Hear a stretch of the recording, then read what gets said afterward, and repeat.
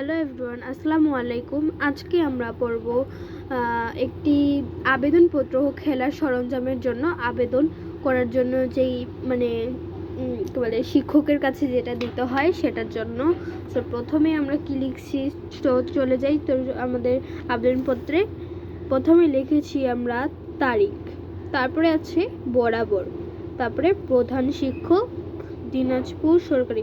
তারিখ তোমাদের যেটা থাকবে তোমরা সেটা লিখবে, যেদিন তোমরা এই পত্রটা লিখবে সেই দিনের তারিখ দিবা তোমরা। তারপরে তোমাদের স্কুলের নাম দিবা। আমার স্কুলের নাম দিনাজপুর সরকারি বালিকা উচ্চ বিদ্যালয় ও হচ্ছে মডার্ন মোড় দিনাজপুর। মডার্ন মোড় ওখানে। বিষয় খেলার সরঞ্জামের জন্য, বিষয়টা একটু ফাঁকা করে লিখতে হবে, কিন্তু আমার যেহেতু জায়গা ছিল না তো আমি অতটাও ফাঁকা করে লিখতে পারিনি।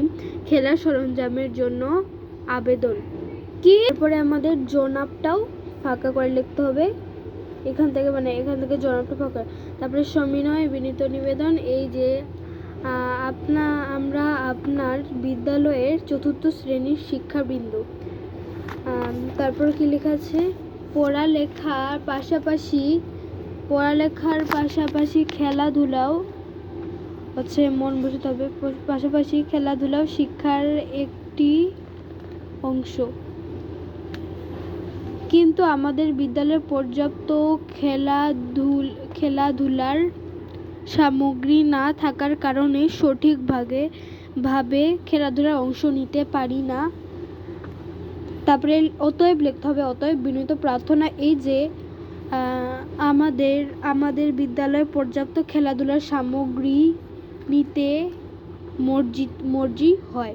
মর্জিতেও করবেন হয় না, এটা সরি এটা করবেন হবে।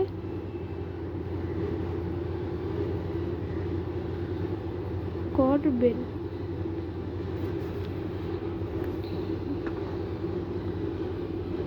আর আজকে আমি তারিখটা লিখে দিই। আজকে হচ্ছে 2 তারিখ, 2/11/16। সেগুলোতে কমা দিতে হবে। তোমরা এগুলোতে অবশ্যই কমা দেবে, নাহলে আমাদের টিচার কেটে দেবে। তারপরে হচ্ছে নাম, আমার যেহেতু জায়গা ছিল না তাই আমি এখানে নাম লিখিনি। এখানে নাম লিখবে, এখানে রোল লিখবে, আর এখানে শ্রেণী লিখবে। এই 3টা লিখে দিলেই হয়ে যাবে তোমাদের। তারপরে প্রথমে লিখবে আপনার অনুগত ছাত্রী। তো আমি তোমাদেরকে দেখিয়ে দিই কীভাবে লিখতে হবে। আপনার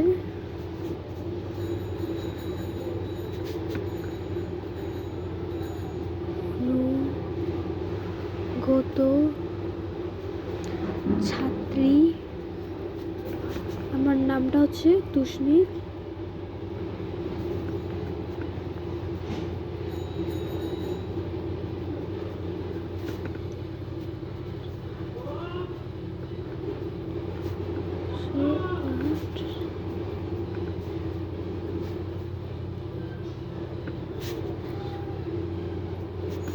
এভাবে লিখবে, আপনার অনুগত